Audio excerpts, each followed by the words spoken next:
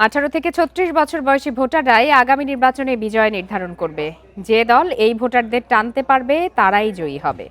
কথা বলছেন রাজনৈতিক বিশ্লেষকরা। তাদের মতে নির্বাচনী ইশতেহারে তরুণদের জন্য চমক থাকতে হবে। বিষয়টি মাথায় নিয়ে নির্বাচনী ইশতেহারে তরুণদের বেশি গুরুত্ব দিচ্ছে রাজনৈতিক দলগুলো। এ বিষয়ে কথা বলতে এই মুহূর্তে রাজধানীর পল্লবী থেকে আমাদের সঙ্গে যোগ দিয়েছেন নির্বাচন বিশ্লেষক জেসমিন টুলি। জেসমিন টুলি, আপনাকে স্বাগত জানাচ্ছি ইন্ডিপেন্ডেন্ট টেলিভিশনে। আপনার কাছে প্রথমেই যে বিষয়টি জানতে চাই যে বারবার তরুণ ভোটারদের কথা বলা হচ্ছে এবং হালনাগাদ ভোটার তালিকায় 18 থেকে 33 বছর বয়সী 4 কোটিরও বেশি ভোটার যারা আগামী নির্বাচনে বিজয় নির্ধারণ করবে বলে রাজনৈতিক দলগুলো বা সবাই মনে করছে। আপনার মন্তব্য জানতে চাই। আপনাকে অনেক ধন্যবাদ।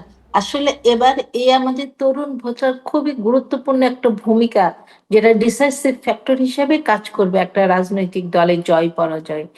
তা তরুণদের চিন্তার সাথে আমাদের রাজনৈতিক দলগুলোর পুরনো ধারার চিন্তা থেকে সরে আসতে হবে। আসলে আমাদের পুরনো যেভাবে রাজনীতির যে সংস্কৃতি যে ধারায় চলে, তা থেকে বের হয়ে আসলে আগামী দিনে দেশের জন্য কি ভালো, আমাদের কর্মসংস্থান ব্যবস্থা কেমন হবে, আমাদের অর্থনীতি কেমন হবে, আমাদের যে সমস্ত সমস্যাগুলো আমরা প্রতিনিয়ত প্রতি মুহূর্তে আমাদের ইয়াং গ্রুপ যেটা ফেস করে, যে তাদের জন্য পৃথিবীর সব জায়গায় উন্মুক্ত করে দেওয়া, তাদের স্কিলনেসটা বাড়ানো, তারা জানে দক্ষ শ্রমিক হিসাবে বাইরে যেতে পারে, অদক্ষ শ্রমিক হিসাবে না।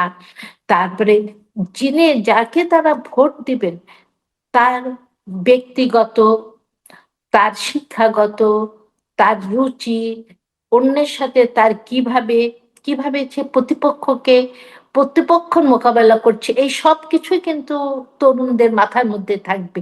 ঠিক আগে যেমন আমরা যে দেখতাম যে একটা প্রার্থী আরেকজন প্রার্থীর চরিত্র হনন করছে, তার সম্বন্ধে খারাপ কথা বলছে, আসলে এবার কিন্তু তা না করে যদি প্রতিশ্রুতি দেয় যে তরুণদের তারা কিভাবে দেশ গড়ার কাজে তরুণদেরও সম্পৃক্ততা বাড়াবে, তরুণরা বেকার বেকার আমি একটা প্রতিবেদনটা আপনাদের দেখছিলাম যে বেকার ভাতা না দিয়ে তাকে আমাদের সমাজে কাজে লাগানো, দেশের উন্নয়নের জন্য কিভাবে সম্পৃক্ত করবে, এই জিনিসগুলো কিন্তু আসলে আমাদের কাছে বড় ব্যাপার হয়ে দাঁড়াবে।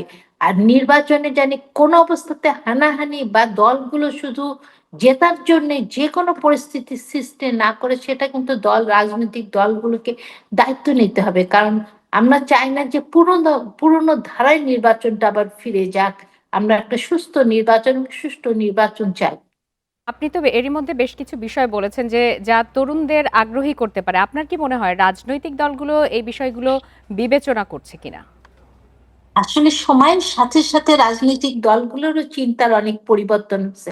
আমার কাছে যেটা মনে হয়েছে যে তাদের বর্তমানে যেভাবে তারা মানুষের কাছে যাচ্ছে এবং মানুষের খুব কাছাকাছি, যে তার ডোর টু ডোর মানুষের সাথে থেকে যেভাবে তাদের পুরনো থেকে বেরিয়ে আসার চেষ্টা করছে, পুরোপুরি পারিনি, এটা সত্যি কথা। এখনো দলগুলো জোট বা আসন ভাগাভাগি নিয়ে এখনো তারা আছে, কিন্তু তাদের কথাবার্তার মধ্যে কিছুটা হলে পরিবর্তন এসছে এবং আগামী দিনে তারা তাদের কাজের মাধ্যমে আসলে এটা তাদের প্রমাণ করতে হবে যে তারা আসলে কতটা পরিবর্তিত হয়েছে। আপনি এছাড়া কিছুক্ষণ আগে আসলে বলছিলেন যে যে কোনো ভাবেই ক্ষমতায় আসার যেই ব্যাপারটা এর আগে আমরা দেখেছি ওই ব্যাপার যাতে না থাকে সেই বিষয়টি তো রয়েছে, কিন্তু অনেক সময় দেখা যায় যে নির্বাচনে জেতার জন্য অনেক প্রতিশ্রুতি দেওয়া হয়, ইশতেহারেও সেগুলোর উল্লেখ থাকে, কিন্তু পরবর্তীতে বাস্তবায়ন করা হয় না। আপনার কি মনে হয় এবার কি এই ধারা থেকে সরে আসতে পারবে কিনা রাজনৈতিক দলগুলো? আসলে দেখেন, আমাদের দেশে অনেক সমস্যা থাকে, সব প্রতিশ্রুতি তারা বাস্তবায়ন করতে পারেনি, কিন্তু তাদের প্রতিশ্রুতি দিতে হবে বাস্তবসম্মত, যেটা তারা করতে পারবে। মানে অবাস্তব প্রতিশ্রুতি দিলে স্বাভাবিকভাবে তাহলে প্রতিশ্রুতি ভঙ্গের ব্যাপারটাও আসবে।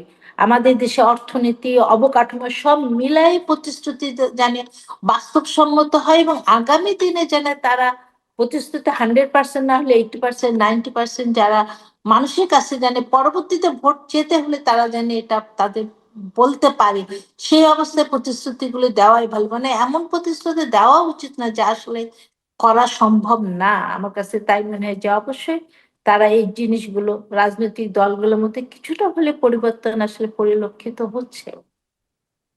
আপনি যে বিষয়গুলো বললেন এগুলো মাথায় রেখে রাজনৈতিক দলগুলো যদি তাদের ইশতেহার ঘোষণা করে বা কার্যক্রম এগিয়ে নেয় সেক্ষেত্রে তরুণ ভোটারদের আস্থায় আসবে বলে কি মনে হয় আপনার কাছে? আসলে তরুণরা ভোট দেবার ক্ষেত্রে চিন্তা ভাবনা করেই দিবে, জাস্ট শুধু প্রতীক দেখে ভোট দিবে বলে আমার কাছে মনে হচ্ছে না। এখানে প্রার্থী একটা গুরুত্বপূর্ণ ফ্যাক্টর হবে তরুণদের জন্য বিশেষ করে। আগের ধারায় আমাদের সে মানুষ দেখা যাচ্ছে যে দলের প্রতীকটাকে বড় করে দেখছে প্রার্থীর চাইতে, এখানে যদি ব্যক্তিকে বড় করে দেখা যায় যে আমরা চাই আসলে আমাদের সংসদে যোগ্য ব্যক্তিগুলো যাক, যারা সংসদে যোগ্য ব্যক্তি যে এবং সরকার গঠন করুক একটা যোগ্য দল যারা আমাদের দেশকে নেতৃত্ব দিতে পারবে। আবার সাথে সাথে একটা শক্ত বিরোধী পক্ষ আমাদের দরকার সংসদে। শক্ত যদি বিরোধী দল থাকে সেখানেও কিন্তু একটা দেশের জন্য একটা মঙ্গল। সেই জন্য শুধু সরকারি দল দিকে না, বিরোধী দলের প্রার্থীরাও জানে যারাই বিরোধী হবে সে প্রার্থীগুলো জানে যোগ্য হয় এবং শক্ত একটা বিরোধী দল আমাদের সংসদে আসবে। এটাই আসলে সবার প্রত্যাশা, তাহলে দেশে গণতন্ত্রটা আগায় নেওয়া যাবে ভবিষ্যতের জন্য। সর্বোপরি দেশের উন্নয়নও সম্ভব হবে। জনাব জেসমিন টুলি, আপনাকে অনেক ধন্যবাদ আমাদেরকে সময় দেওয়ার জন্য।